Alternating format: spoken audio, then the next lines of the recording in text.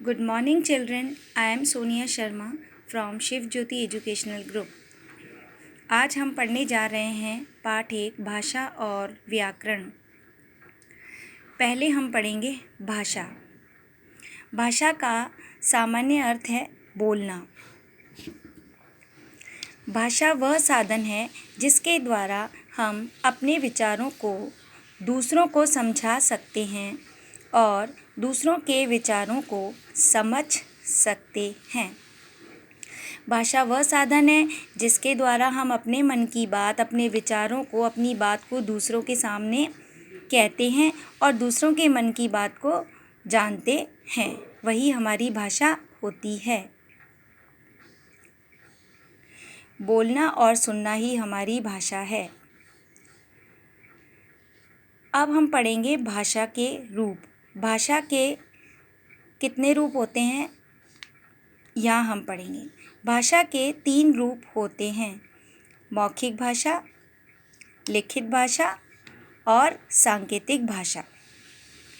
सबसे पहले हम पढ़ेंगे मौखिक भाषा। मौखिक भाषा बोलकर अपने विचार को प्रकट करना। मौखिक भाषा का मतलब होता है बोलकर या सुनकर अपने विचार प्रकट करना, अपनी बात को कहना। यहाँ आप चित्र में देखेंगे, उदाहरण के लिए अध्यापिका कक्षा में पढ़ा रही है, तो ये मौखिक भाषा का ही रूप है। इसका अन्य उदाहरण हम लेते हैं म्यूज़िक सुनना, टीवी देखना, ये भी मौखिक भाषा का ही रूप है। नेक्स्ट, अगला हम पढ़ेंगे लिखित भाषा। लिखकर अपने विचार प्रकट करना। इस चित्र में देखेंगे रीना पत्र लिख रही है। इसमें जो रीना है, जो भी बालिका है, वो पत्र लिख रही है। तो लिखकर अपनी बात को बताना भी लिखित भाषा का ही उदाहरण है। जैसे अखबार पढ़ना, अब लिखकर अपनी बात बताना और लिखा हुआ पढ़ना, तो वो भी लिखित भाषा का ही उदाहरण है। फिर आता है सांकेतिक भाषा। सांकेतिक भाषा का मतलब है संकेतों या इशारों द्वारा विचार प्रकट करना। इस चित्र में एक बालक इशारे के द्वारा बताते हुए पानी में कुछ पड़ा हुआ है। बालक इशारे से बता रहा है पानी में कुछ पड़ा हुआ है।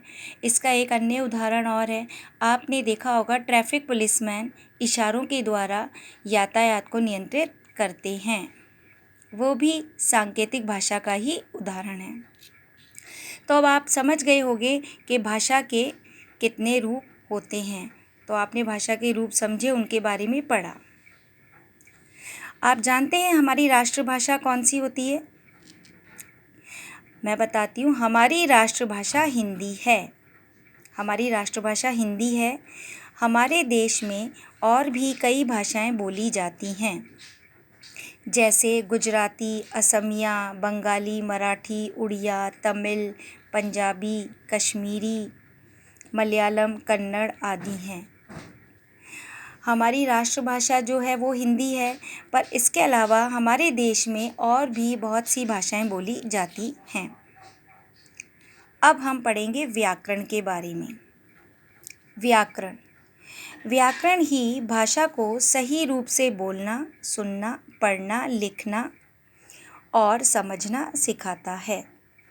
व्याकरण ही भाषा को सही तरीके से बोलना, सुनना, पढ़ना, लिखना और समझना सिखाता है।